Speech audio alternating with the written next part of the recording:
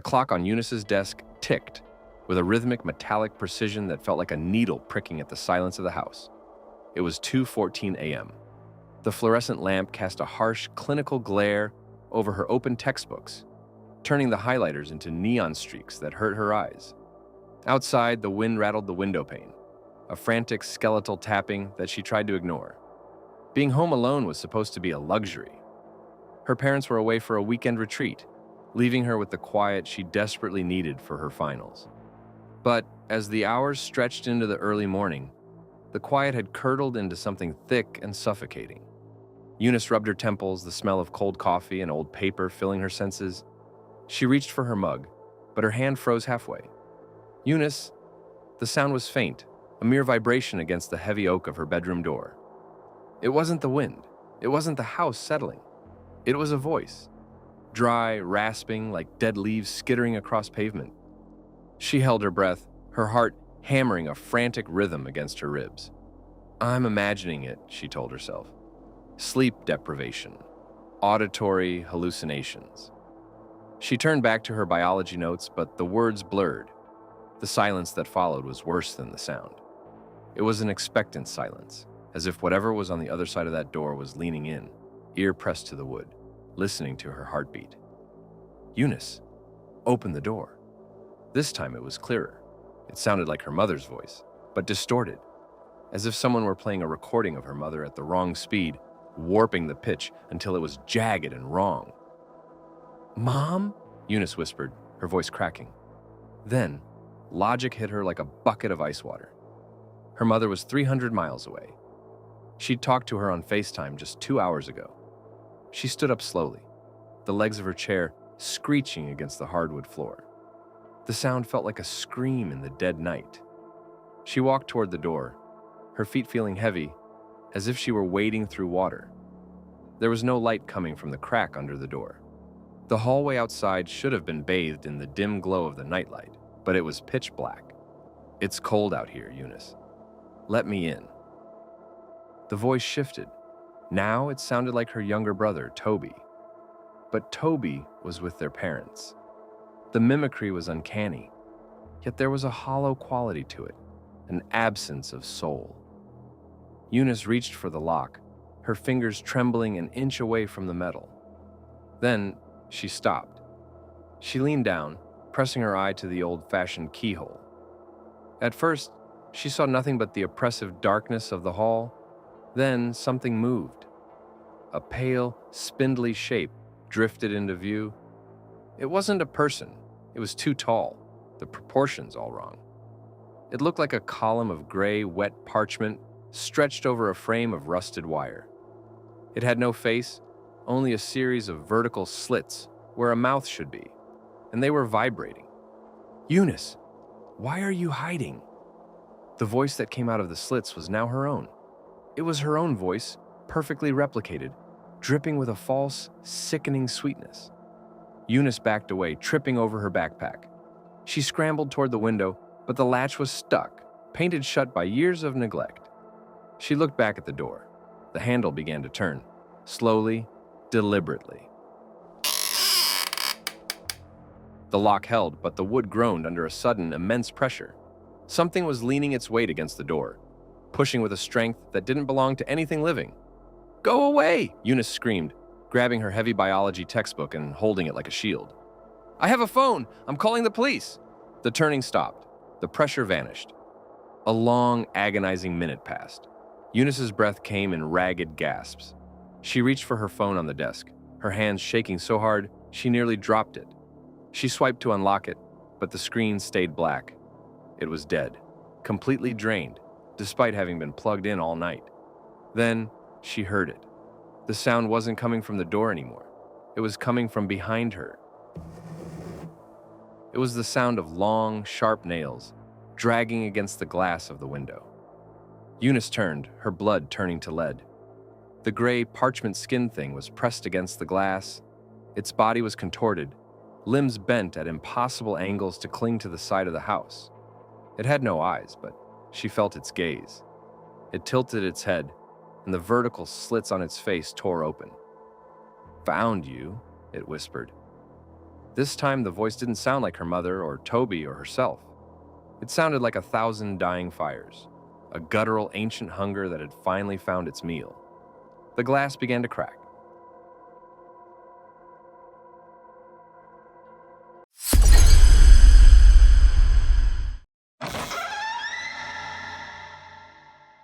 The house was always too big for one person, especially at 2 a.m. It was a Victorian-style fixer-upper with high ceilings and floorboards that groaned under the weight of even the smallest shadow. Kevin, however, found the silence therapeutic. It was his time to decompress after the late shift, usually with a skillet and whatever was left in the crisper drawer. Tonight it was garlic and butter, the sharp, comforting aroma filling the kitchen as the pan hissed. The overhead light flickered once, a rhythmic tick-tick-tick coming from the old refrigerator. Kevin stood over the stove, his back to the long, dark hallway that led to the front of the house. The kitchen was a bright island in a sea of mahogany shadows. He reached for the salt, and as he did, his gaze drifted to the polished chrome of the toaster sitting on the counter. In its distorted reflection, he saw a blur. A woman, dressed in a nightgown that looked like a tattered shroud, was sprinting across the mouth of the hallway. She wasn't just running. She was moving with a frantic, unnatural speed, her feet making no sound on the hardwood. It was a flash of pale skin and tangled dark hair, gone before he could even blink. Kevin froze. The butter in the pan began to brown, then smoke. "Hello?" His voice was a thin reed in the darkness. No answer. Only the hum of the fridge. He told himself it was an ocular migraine. He'd been working too many doubles. He turned off the burner, the sudden silence of the stove feeling heavier than the noise. He grabbed a heavy rolling pin from the counter, a pathetic weapon, but it felt solid in his hand. He stepped to the edge of the kitchen, peering into the hallway. It was 40 feet of darkness, ending at the heavy oak front door. The air felt 10 degrees colder here. "I'm calling the police," he lied to the empty air. Movement again. From the guest bedroom halfway down the hall, the woman burst out. This time, he saw her clearly. Her face was a mask of sheer, wide-eyed terror, her mouth locked in a silent scream. She sprinted toward the front door, her limbs flailing like a marionette with cut strings. Just as she reached the door, she didn't hit it. She vanished into the wood as if it were water. Kevin's heart hammered against his ribs like a trapped bird. This wasn't a burglar. He backed away, retreating into the kitchen, but as he turned, he realized the layout of the house felt different. The kitchen door that led to the backyard was gone. In its place was a mirror. In the mirror, he saw the hallway behind him. The woman was there again.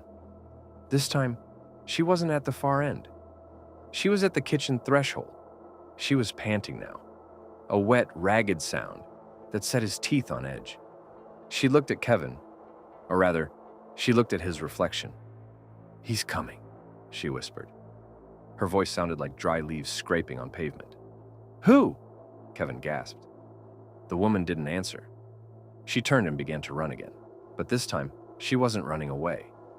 She was running in a circle, around the kitchen island, faster and faster. The blur of her white gown became a strobe light of movement. Kevin pressed his back against the fridge, the cold metal biting through his shirt. As she completed her third lap, she stopped dead in front of him. Her face was inches from his. Her eyes were gone, just empty, cauterized sockets. "He likes it when they run," she hissed. A heavy, wet thud echoed from the ceiling. Then another. Something massive was moving in the crawl space above, tracking the woman's path. The woman looked up, her expression shifting from terror to a gruesome, jaw-stretching grin. She began to run again, but this time, she grabbed Kevin's hand.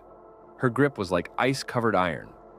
"Run, Kevin," she giggled, her voice warping into a deep, guttural growl.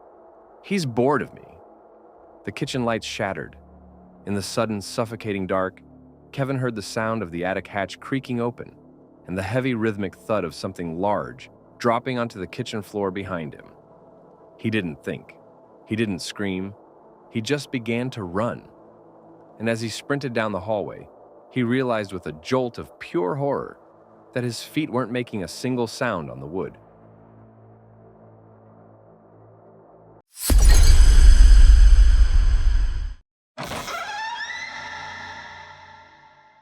The digital clock on the bedside table bled a dull, crimson 1:14 a.m. into the darkness of the master bedroom. For Justin, the silence of the house wasn't peaceful. It was heavy, like the air before a thunderstorm. He was 24, far too old to be afraid of the dark. Yet being home alone for the weekend had unearthed a childhood paranoia he thought he'd buried years ago. He shifted on his side, the high thread count sheets rustling like dry leaves. He just wanted to sleep. He had a shift at the warehouse at 7, and his brain was already beginning to feel like it was floating in a fog of exhaustion. Justin let out a long, shuddering breath and squeezed his eyes shut. Justin let out a long, shuddering breath and squeezed his eyes shut. It wasn't a sound, but a sensation. A sudden, prickly heat blooming at the base of his skull. It was the unmistakable feeling of a pair of eyes boring into the back of his neck. He snapped his eyes open. The room was empty. The pale moonlight filtered through the slatted blinds, painting zebra stripes across his duvet. The closet door was shut. The hallway door was latched. He was alone. "Get a grip," he whispered, his voice sounding thin and alien in the vacuum of the room. He rolled onto his back, staring up at the popcorn ceiling. He counted breaths. In for 4, hold for 7, out for 8. Slowly, the tension began to drain from his limbs. His eyelids grew heavy, flickering as they descended. The world blurred into the gray static of pre-sleep. The moment his lashes touched, it returned. This time, the sensation was stronger. It wasn't just a gaze. It felt like a presence standing mere inches from the side of the bed. He could almost sense the displacement of air, the subtle weight of something leaning over him, its face hovering just above his own, waiting for the precise moment of unconsciousness. Justin's heart hammered against his ribs like a trapped bird. He kept his eyes squeezed shut, terrified of what he might see if he opened them, or worse, terrified that he would see nothing at all, proving the horror was inside his own mind. He felt a distinct, freezing draft against his cheek. It smelled faintly of wet earth and copper. With a gasp, Justin lunged for the bedside lamp. The yellow light exploded into the room, harsh and unforgiving. Nothing. The room was exactly as it had been. His sneakers were tossed in the corner. His phone sat charging on the nightstand. But as he looked around, his eyes drifted to the large vanity mirror, bolted to the opposite wall. In the reflection, the bed looked vast and lonely. But there was something wrong with the shadows beneath the bed frame. They seemed too dense, too oily. As he watched, a shadow pulled itself back, retreating into the darkness under the mattress, with a sound like wet silk sliding over floorboards. Justin didn't move.